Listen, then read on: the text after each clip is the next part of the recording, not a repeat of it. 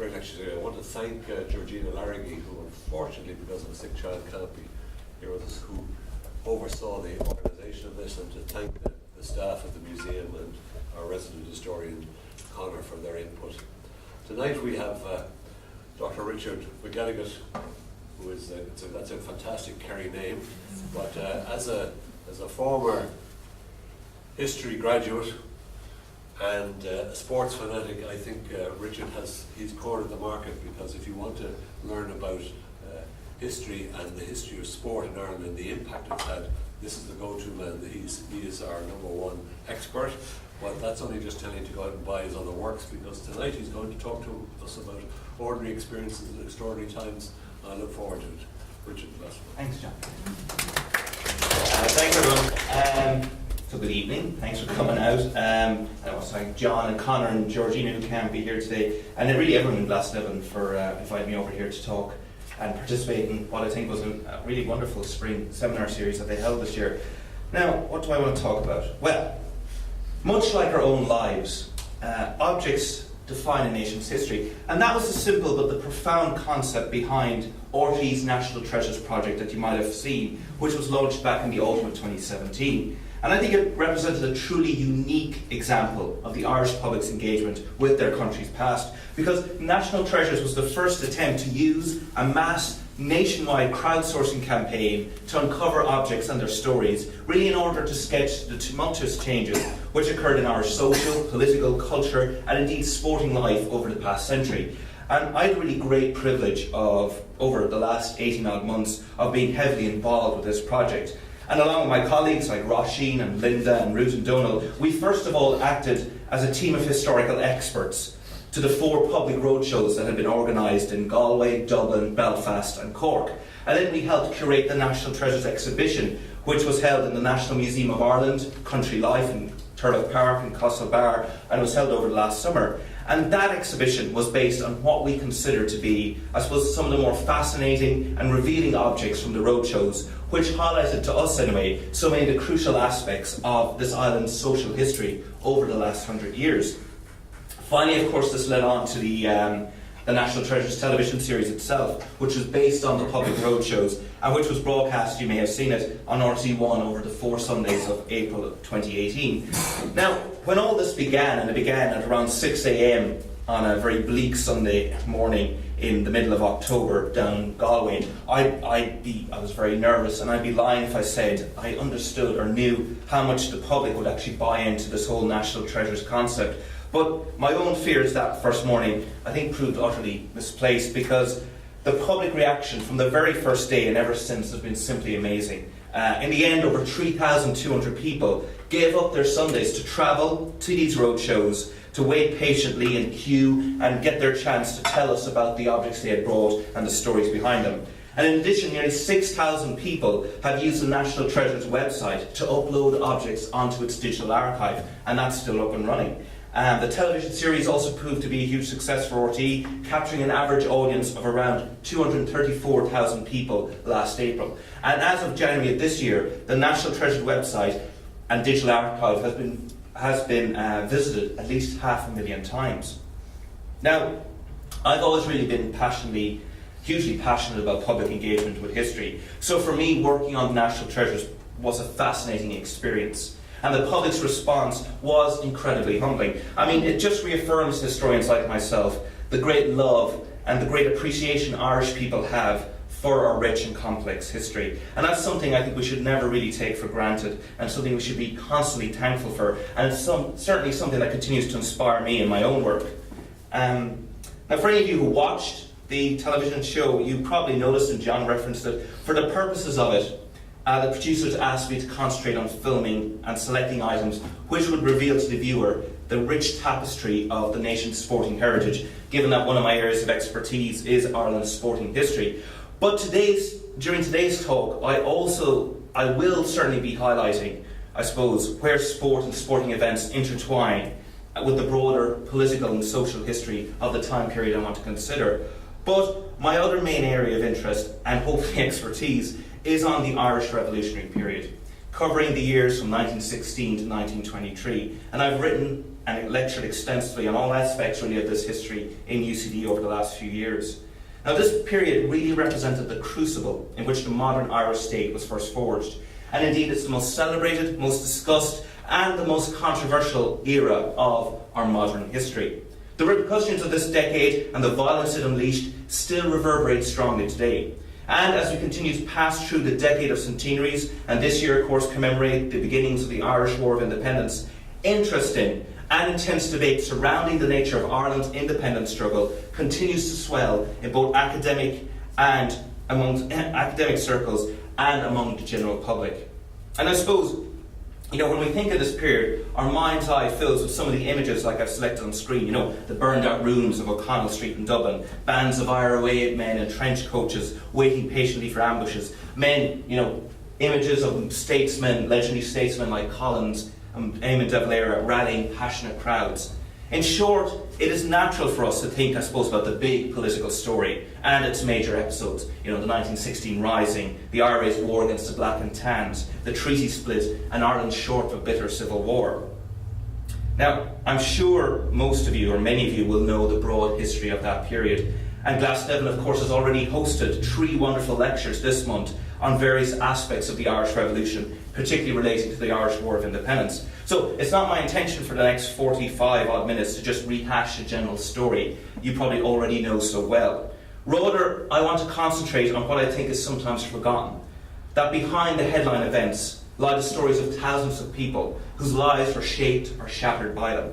What really fascinated me about my involvement with the National Treasures Project were the multiples of peoples who came to the roadshows carrying all kinds of objects which linked their own local, family and personal histories with this seismic decade of our national story. And the everyday experience of Ireland's revolution is one which has gained increasing attention of historians over the past number of years. And indeed, the treatment of civilians by all sides engaged in the military struggle is an area which continues to elicit intense historical and public debates. So really, for the remainder of today's talk, what I intend to do is to utilise a selection of objects which were presented at our roadshows to showcase how ordinary people lived and experienced this extraordinary period of Irish history, surrounding the emergence of the independent Irish state and the political partition of this island. But I also want to focus in on certain aspects of this era which I feel have been overshadowed in the general histories, or which have not been given sufficient recognition. And I think these are themes which are going to come again to the fore and engage a lot of earnest discussion as we, as a society, gear up to pass through that final round of official state commemorations between this year and 2023. Now look, it's probably going to sound counterintuitive to begin to talk about the ordinary people's or person's experience of the Irish Revolution by discussing items belonging to this man, one Eamon de Valera. But you have to bear with me for a minute, because it's only really by the curious hand of historical fate that de Valera would emerge from the Rising as the heir apparent of Irish nationalism. On the eve of the revolt, he was quite frankly an unknown figure.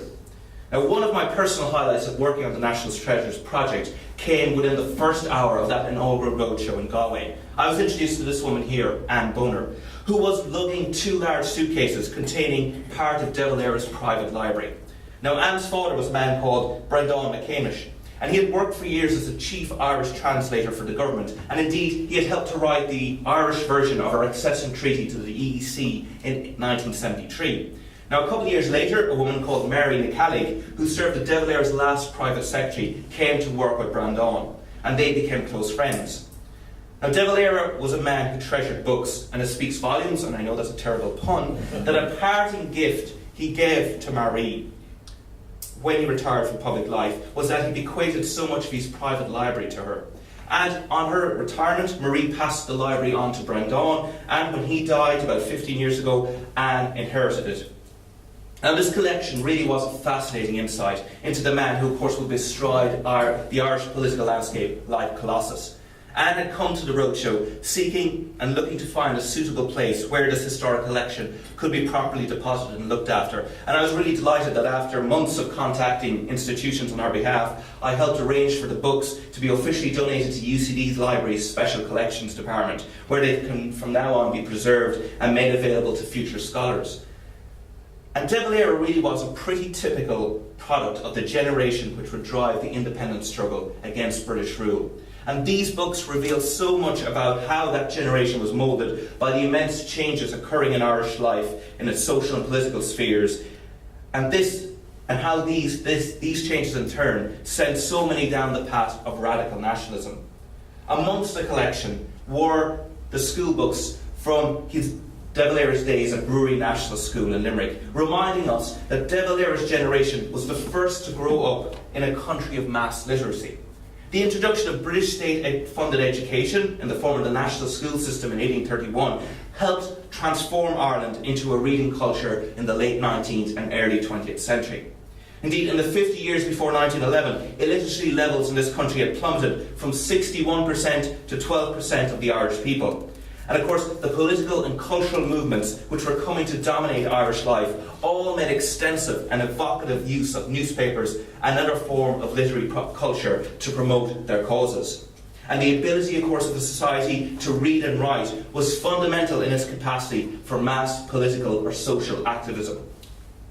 Now, after his days at Brewery National School, De Valera attended Charleville Secondary CBS School. And again, this is not atypical of the generation which would swell the ranks of radical nationalist movements in the years after 1913. The witness statements collected from hundreds of participants in Ireland's independence struggle reveal that many regarded their education, particularly that given by religious orders like the Christian Brothers, as a vital, politically radicalising experience, which helped forge their militant nationalist outlook.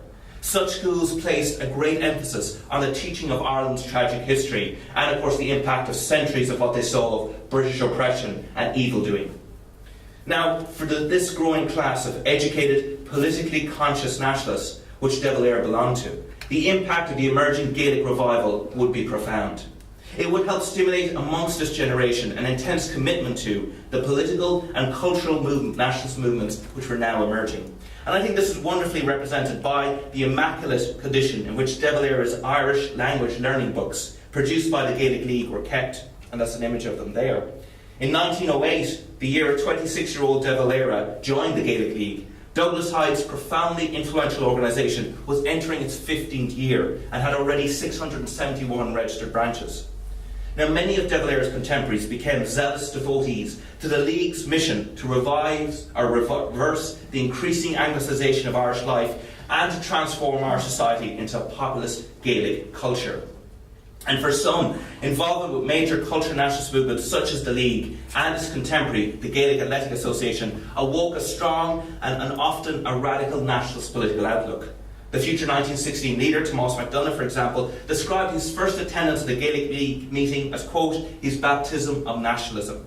And given how much the Irish Republican Brotherhood had infiltrated both the Gaelic League and the GA by this point, it was hardly surprising that many members experienced what the IRA veteran Padraig O'Kelly would later describe as, quote, a kind of natural graduation from cultural nationalism to participation in revolutionary violence. Indeed, by now the GA was coming under the spell of radical nationalists. By 1905, it had banned policemen and members of the British Armed Forces from joining it. And in the years after 1913, the association was closely linked to the Irish Volunteers. And in areas like my native Kerry, the GA was practically controlled by that secret revolutionary organisation, the Irish Republican Brotherhood, the IRB. And to illustrate that, and to such an extent was that the case, that on the weekend of the 1915 All-Ireland final between Kerry and Wexford, the Kerry GA chairman, who was also head of the county's volunteers and IRB, a man called Austin Stack, had actually sent a group of volunteers posing as Kerry supporters up to Dublin. And their mission was to smuggle a consignment of rifles down to Kerry to arm their comrades in preparation for the 1916 Rising. Now, things did not exactly go to plan, as the commander of their mission, Tig Kennedy, would later recount. The morning after the final, he had organised 2 motor cars to take them from their hotel to the residence of another Kerry native, Michael Joseph O'Reilly, the Irish Volunteers Director of Arms. But of course, being a Kerry man, one of the party had spent much of the Sunday night drowning his sorrows over Kerry's defeat in the match. And the next morning, still very much drunk, he tried to report for duty. Now Kennedy, deciding the man would be of absolutely no help in such a state, simply bundled him into the back of one of the more cars and set off. Once they reached O'Reilly's house, the man, whose name Horgan, was asked or ordered to stay outside and keep a lookout while the others went inside to secure the weapons. However, when the volunteers re-emerged, they found that Horgan and one of the cars has simply disappeared. Now, exacerbated, Kennedy somehow managed to load the rifles into the remaining car and drove off to what is now Houston Station, where the rifles were smuggled aboard the returning Kerry Sporters train to Tralee that very evening. Now, Horgan was meant to resurface in Kerry several weeks later and was promptly thrown out of the Irish Volunteers. But as a Kerry man, I think it's a great episode which highlights how our obsession with Gaelic football and the Kerry team always comes before everything, even national liberation. Now, De Valera's release from prison after the Rising in May 1917, and of course his subsequent crushing victory, standing for Sinn Féin in the East Clare by-election in that June, really catapulted him to the summit of Irish nationalist politics. And I think that moment was actually represented by many objects that came to our roadshows, including this De Valera for Ireland pin, which was a treasured keepsake of the election campaign for Assunta Wallace's father. Now, the result in Clare signified the funeral bell for the Irish party, and popular support for its now much mangled, if not utterly discredited quest for Irish Home Rule. Wedded as they were to supporting both Irish involvement in the hugely unpopular First World War and to a British government which looked certain to bow to Ulster Unionist pressure and partition this island when it eventually felt obliged to introduce Home Rule, by 1917 the Irish party support base had been gravely eroded. And the insane decision by the British to try and introduce conscription into Ireland in March of 1918 would of course prove the final final coffin nail in the Irish party's political support. And instead, support for Sinn Féin amongst the general public became overwhelming. And this political upheaval was also illustrated in a range of striking contemporary Sinn Féin propaganda, which again found itself at our roadshows. And here's one typical image. You've got the Sinn Féin proud eagle, and as it says, the last of the snakes grasping the serpent of the Irish party, ready to fling it over the cliff into political oblivion. Now, given how the Irish political landscape had been utterly transformed, it was no surprise that Sinn Féin swept to a comprehensive victory in the November 1918 general election. Heading to the polls, the choice facing most Irish people seemed stark. On the one hand stood a demoralised, ageing and politically bankrupt Irish party, unable, at least until it was too late, to react to the radicalism occurring in Irish politics. Then on the other side stood a powerful mass movement which preached a creed of national self-determination, not in any limited form like Home Rule, but in the total independence as represented by a republic. And of course, vital to Sinn Féin's success at this time was the passing of the Representation of the People Act in February of 1918, which gave the vote to any man over the age of 21, and also significantly enacted women's suffrage, provided they were over the age of 30. Now, the campaign for women's rights had been a long fought in Ireland, stretching back to the year 1871. And during our Belfast roadshow, Frank Smith submitted this, which would have been the first ever general election voting slip given to an eligible Irish woman. I think my colleague Roisin Higgins beautifully captured the profoundness of this little document in the show. Now, these electoral reforms dramatically increased the percentage of the Irish people entitled to vote from 31 to 75%. And of course, as Sinn Féin was predominantly supported by this new younger generation of voters, the impact of all this on its electoral success would be clear. Now, following this, of course, on the same day Dáil Éireann first convened, 2 RSC officers were killed in an IRA ambush led by Dan Breen at Solohead Beg, County Tipperary. And they were recorded as the first official deaths of Ireland's War of Independence, which, in popular history anyway, begins on this day. Now, Donald McCormick submitted the service medals of his grandfather, Padraig McCormick, who served with Breen that very day. But it's actually a bit of a historical fallacy to claim this act here in Solohead Beg signalled the beginning of the IRA's war against British rule. Several months earlier, for example, in June 1918, a detachment of local volunteers gunned down 2 RSC officers in broad daylight on a busy market street in Tralee. The men targeted for assassination had killed a local volunteer in an arms raid the previous April. Now, by pure chance, the 2 RSC men were tripped and fell as they tried to flee, and so the bullets missed their vital organs, and so, although they were heavily wounded, they managed to survive. But in the aftermath of this episode, the RSC's Inspector General reported with incredulity that though there was over 150 onlookers, they, quote, not only allowed this to happen, but actually assisted the culprits in their escape. I guess what I'm trying to illustrate is that the explosion of violence witnessed in Ireland in Easter of 1916 did not suddenly evaporate, only then to re-emerged suddenly in January of 1919. In reality, the events of 1919 represented only an escalation of the increasingly violent confrontations already ongoing between the volunteers, now increasingly styling themselves as the Irish Republican Army, and police forces on this island.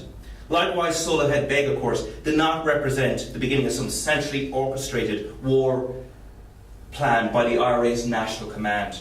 The War of Independence was not a national struggle per se, it was much more a series of regional conflicts. Some areas, of course, like Dublin and Munster, became the engine rooms of the IRA's struggle. Yet in other large parts of the country, principally the Midlands and even over most of Connaught, comparatively little armed conflict occurred in these years.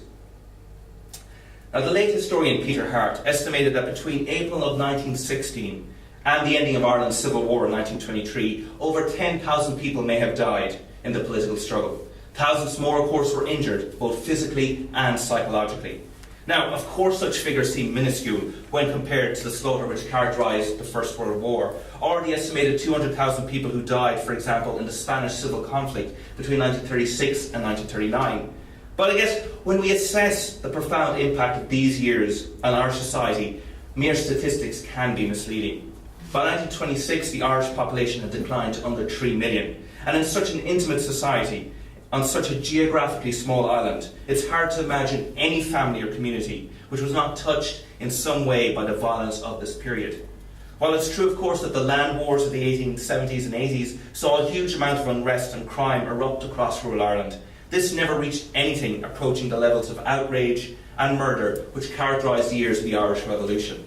Indeed, in the 2 decades before 1916, Irish society was remarkably peaceful, and incidents of murder and gun violence were comparatively rare.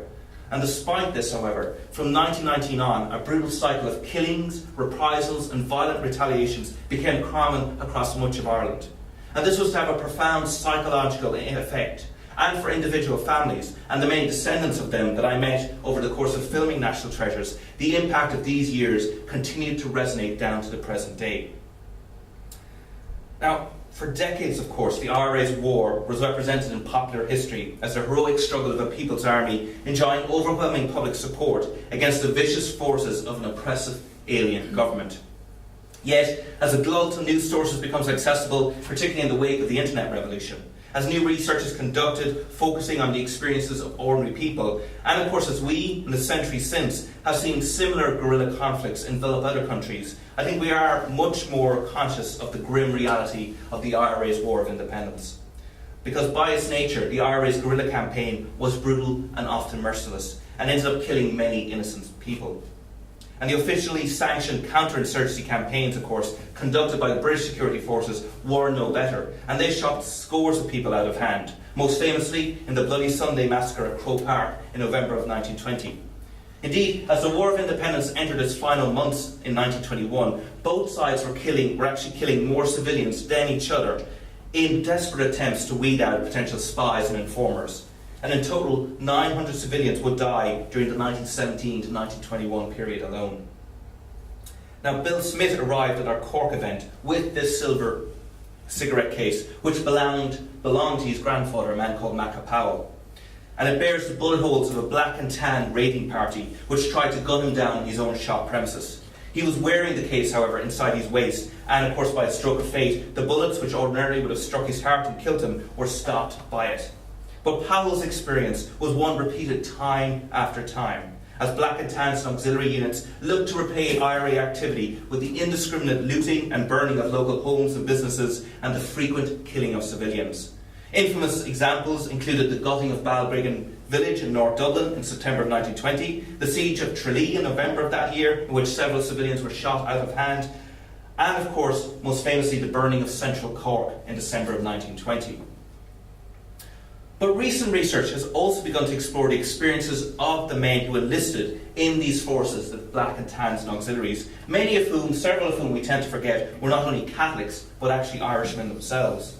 The likes of the Trinity historian Anne Dolan has shown that a majority were veterans, perhaps we could even say victims, of a brutal and horrific First World War. And though they survived that ordeal, the unsettling mental scars of that experience stayed with them. They were men who, upon demobilisation, returned to a society which they had perceived that they had sacrificed so much for, but which now was seemingly unable to provide them with any livelihood. Most enlisted in these state-sanctioned paramilitary forces, not out of any ideological conviction, but simply because it was now the only living that was on offer. And the brutality and callousness they often displayed in Ireland was the product of being thrust into a war of ambushes among civilians straight after surviving the horrors of the trenches. It was a reaction to being sent to do a job they were wholly untrained for, asked to transform from being regular soldiers to counter guerrillas and fight an enemy who wore no uniform and could materialise from anywhere. Little wonder that most abused alcohol and displayed an intense fear and paranoia of the native population, which of course helped to breed both hatred and a desire for revenge whenever their colleagues were targeted. They actively shunned interaction with ordinary Irish civilians. Indeed, the then Major Bernard Montgomery, of course the future hero of El Alamein in World War II, would write about his military experience in serving in Cork, stating, and I quote, "I think I regarded all civilians as Shinners, and I never had any dealings with them." And so most of these men would live up to the perception their political masters had bestowed on them. They were, quote, the dirty tools for a dirty job. Now, the conflict to secure Irish independence also became known colloquially as the Tan War, signifying the assumption that this was a battle between the IRA and predominantly British security forces. But Henry Spencer brought in to us the last two letters written by his grandfather, an RIC constable named William Walsh, which he had sent to his wife before being killed in an IRA ambush in the last weeks of the War of Independence. Now, Walsh's fate is a poignant reminder that out of the nearly 800 enemy fatalities inflicted by the IRA, most were members of the RIC, fellow Irishmen, the vast majority of whom, like their IRA counterparts, were the sons of small farmers and such like. From the outset, the IRA, under Michael Collins' direction, began a campaign of intimidation and murder against this force. Collins knew that to destroy the apparatus of British rule, the first step was to defeat the RIC, a body which represented the eyes and ears of British control and rule in Ireland. Thus, in April 1919, the Dáil officially decreed what it called a policy of social ostracisation against serving RIC officers. In effect, they were to be boycotted like the landlords of old. The combination of IRA violence and public ostracisation produced significant results. By July 1920, RIC resignations averaged 46 per week. And by the time of the RIC's eventual disbandment in the summer of 1922, only 63% of the 9,500 officers it numbered in 1919 were still serving. We know hundreds felt deeply convicted by the position the War of Independence had placed them in. Many, through conviction or even fear, actively collaborated with local IRA. Yet, as statistics show, the majority of serving RIC officers, men like William Walsh, actually stuck it out. Now, Sean O'Phelan, who of course is one of our great short story writers, who was also an IRA veteran, was the son of an RIC officer. He would later say of their experience, and I quote, "Men like my father were dragged out and shot down as traitors to their country, shot to inspire necessary terror. So be it, but they were not traitors. They had their loyalties and they stuck to them." And it's also worth considering the plight of another group, Irishmen like Sean Francis Byrne's great-grandfather, who served in the British Armed Forces during the Great War. This is a letter he received from King George V on his release from a German POW camp at the end of that conflict. Now, one can only guess at his feelings as he returned home after years in captivity to a country which, politically at least, was now utterly transformed. He would become one of the over 200,000 Irish veterans of the Great War, soon to be all but forgotten to Irish history. And indeed, this collective amnesia began during the revolutionary period, when most felt it inadvisable not to draw attention to their service records. Despite notable IRA leaders such as Tom Barry being veterans of British service in the First World War, ex-servicemen were actually a frequent target of the IRA's unrelenting campaign to weed out local spies and informers. 177 men, that's 20% of the total civilians killed in the conflict, were actually ex-servicemen. Now, in Galway, I talked with Rita Larkin, who produced this handwritten note, which was given to her grandfather by a local IRA unit. And basically what they're telling her is they had commandeered their grandfather's ladder and they were now letting him know where he could pick it up. But not all IRA interaction with civilians was so, amicable as this. Recent research, of course, has shown that far from the popular image, the IRA frequently, in many areas, used intimidation and the threat of violence to secure monies and supplies from local populations. And the fate of those who did not acquiesce could be dire, such as the example of one farmer in Leitrim who was dragged from his home, shot, and had his body mutilated as a penalty for refusing to comply. And of course, while the majority of men who fought in the IRA did so out of conviction, inevitably in a guerrilla war, there were those who used the cover of IRA membership to rob and harass, to indulge in vendettas and settle old scores. Now, in contrast to conflicts such as the Spanish Civil War, sexual violence predicated against women was not an abiding feature in Ireland during the revolutionary period, but it did happen. My colleague in UCD, Lindsay Erna Byrne, has highlighted the pitiable fate and tale of many such women, including one, Mary M. from Moat in Westmeath. She was an orphan who was raped by an IRA man while she was trying to protect her elderly aunt and uncle during the Civil War from an IRA house raid. She now found herself pregnant and began writing to the Archbishop of Dublin, looking for help as she had now nowhere to turn. Across local communities, women who were known girlfriends or lovers of police or the military could receive vicious punishments, typically the forced removal of their hair. Of course, Crown forces doled out similar punishments. In Lexna and North Kerry, a group of Tans night-raided the home of a suspected Cumann na Gael member. They stripped her and raped her before then shaving her head off.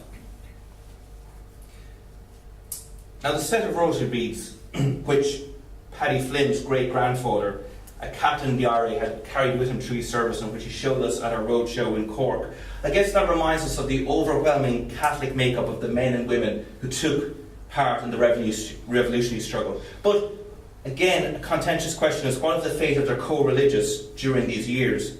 Patrick Doe's great-grandfather was from an Anglo-Irish family in Sligo and served as an officer in the Connacht Rangers during the Great War.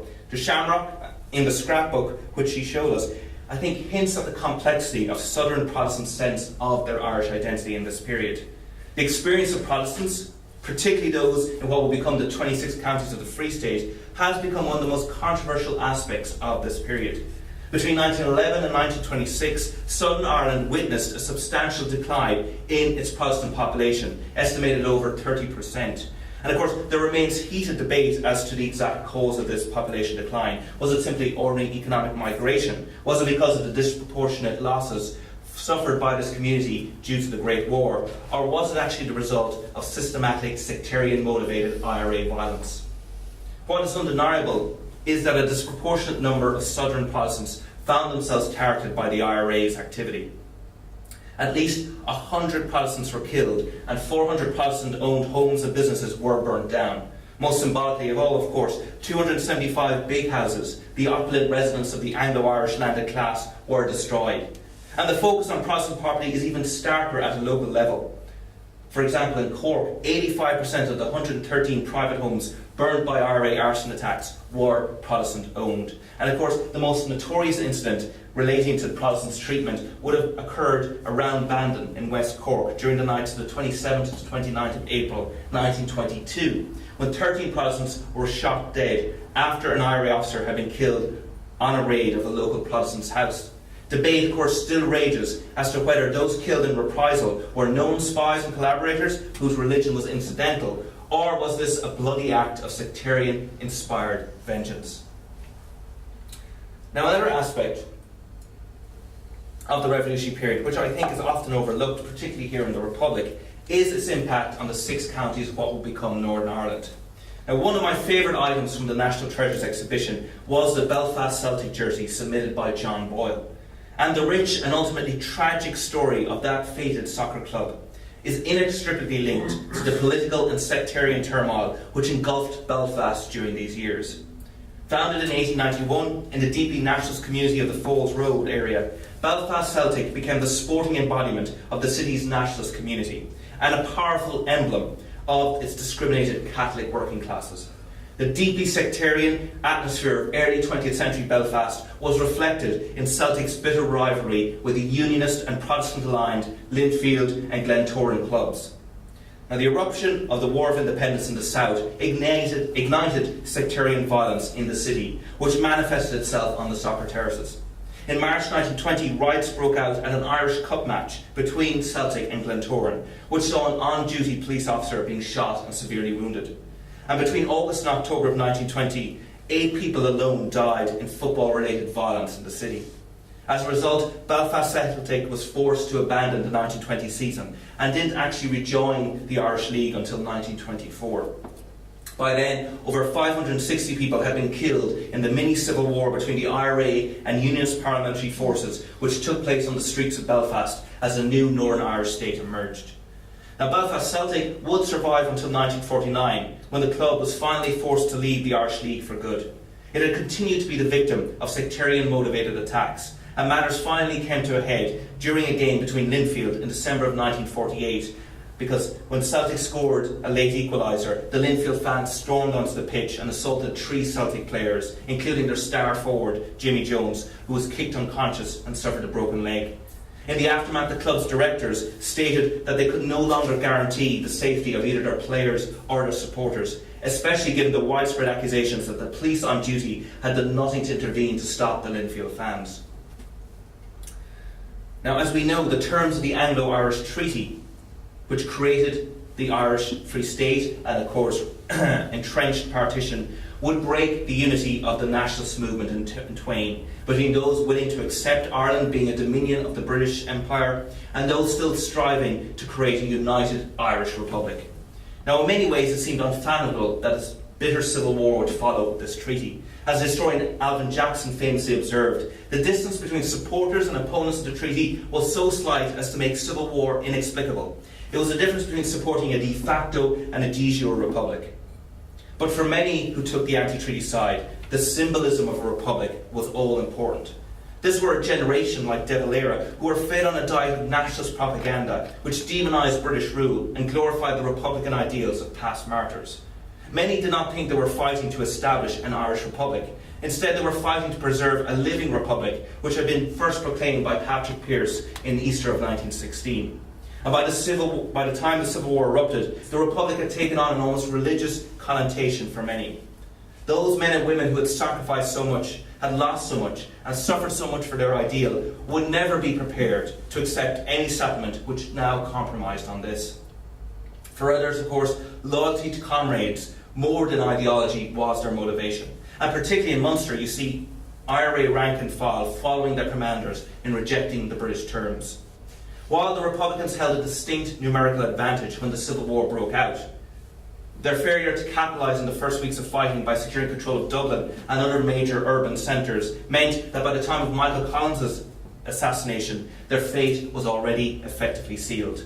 Heading into the winter of 1922, they faced a Free State army which now numbered over 60,000 men. Already, the conflict was beginning to peter out into a nasty campaign of assassination, reprisals and atrocities. And the provisional government, which was now headed by W.T. Cosgrave, was ruthless in its determination to eradicate the Republican threat. As Cosgrave declared, "I am not going to hesitate. If this country is to live and we have to exterminate 110,000 Republicans, the 3 millions of our people are bigger than this 10,000. And of course, this sentiment would be horrifyingly encapsulated by events such as the Ballyseedy massacre in Kerry on the 7th of March 1923, when 3 men from my own village were among 9 IRA prisoners tied up to a landmine which was blown up in reprisal for an IRA ambush the day before. By the time the Civil War ended, over 12,000 Republicans had been captured and imprisoned in various prison camps. Most would be held until the summer of 1924. And many of the items actually brought to our roadshows reflected what was the reality for most who took up arms against the treaty. Months of internment where their fate remained uncertain. And of course, to pass the long, tedious hours, many naturally indulged in all manner of craftsmanship. So, for example, Conor Kelleher brought this, a crucifix fashioned from rifle bullets, which was done by an IRA internee in Cork jail. Tim O'Riordan's grandfather, meanwhile, had carved this harp from a cow's hip bone. But perhaps one of my most famous items of this type is this autographed book Ray Burns' father kept during his incarceration in Maria Prison in Portlaoise. And I just took a picture of one of the little ditties that was written. "In a prison cell so cold I lay, while on the floor reclining. I've really nothing much to say, but for a pint I'm pining." And I can understand that sentiment. Now, the reason I have such a passion for sports history is because I've always been fascinated by those moments, I guess, where sport and politics collide. So, getting to film a piece on the Tailteann Games medal won by Vincent Delaney's uncle was hugely enjoyable, and it was equally disappointing and indeed depressing to find out in the final aired programme that the editors had decided to cut what I thought was a wonderful segment out of it. But I'm going to tell it now anyway. Now, in August of 1924, little over a year after the ending of the Civil War, the Tailteann Games were held in Dublin. Based on an allegedly native version of the Greek Olympics, the project to hold a modern incarnation was enthusiastically embraced by the new Cumann na Gael Free State government of W.T. Cosgrave. The intention was to use this massive celebration of native Irish sport and culture really to project an image to the world of Ireland now being a vibrant and successful sovereign state, which of course had successfully rid itself of centuries of British rule. The Games would also serve another powerful propaganda purpose. Given that Republicans still pose a significant threat to the stability of the country, the Games would serve to legitimise the authority of the Cumann na Gael administration as the proper, democratically elected government of the Irish people. And the event really was a massive propaganda triumph for Cumann na Gael. 140,000 people attended, making the Tailteann Games the largest sporting event in the world in 1924, even surpassing the Olympics held in Paris a week previously. In all, over 5,000 athletes participated, and the field included 6 of those Olympic gold medal winners from Paris. The Games proved to be a key symbolic moment for the fledgling Irish state.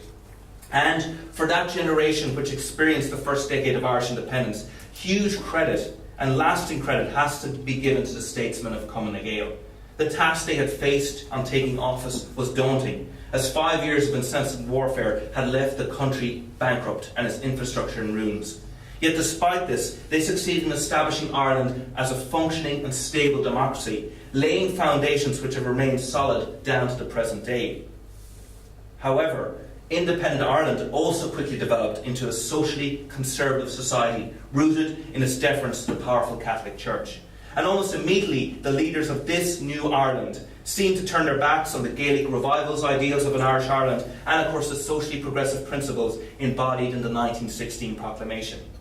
Many, particularly those who had rejected the treaty, were left with a sense of bitter disillusionment as to how the Free State evolved into the 1920s. And I think some of this is captured in this letter presented at a Cork Roadshow.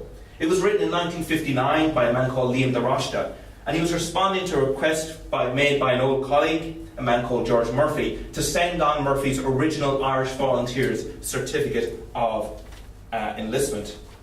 Now, de Rochta was one of the principal figures in the nationalist movement in Cork around the time of the First World War, and he had helped establish the volunteer movement in the city, though poor eyesight meant that he never became an active member of either the Volunteers or the IRA.